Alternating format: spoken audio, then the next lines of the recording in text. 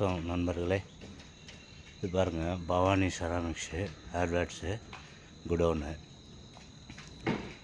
ஒசூர் அவுட்ரு ரோட்லேருந்து டெய்னிங் அவுட்ரு ரோட்டில் வரணும்.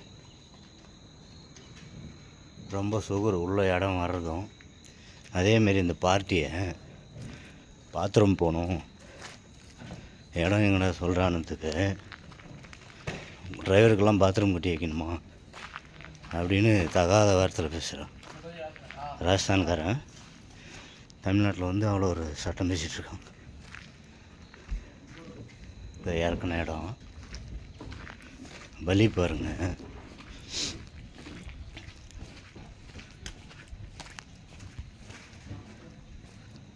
அங்கே தெரியுதுங்களா ரோடு, மெயின் ரோடு, டெக்னிக்கோட்டை ரோடு.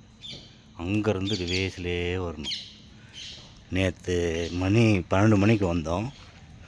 அவுட்ரு ரிங் ரோட்லேயே நிறுத்திட்டோம் ஒசூரில். மறுபடியும் நைட்டு ஒரு 11 மணிக்கு உள்ளே வந்தோம்.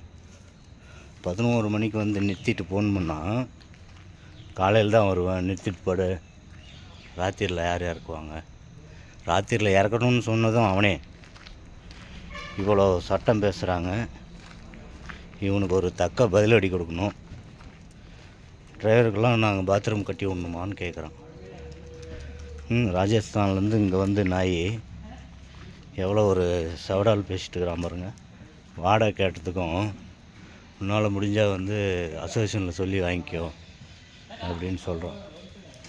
அந்த மெயின் ரோட்லேருந்து காருங்களை பிளாக் பண்ணி அங்கேருந்து ரிவேஸ்லேயே வரணும். கேட்டதுக்கு இவ்வளோ சட்டம் பேசுகிறான். டிரைவருங்களை வந்து அனாவசியமாக பேசுகிறான், தரக்குறைவாக. இதுக்கு வந்து நம்ம டிரைவர் அசோசியேஷன் தான் ஒரு நல்ல முடிவு எடுக்கணும்.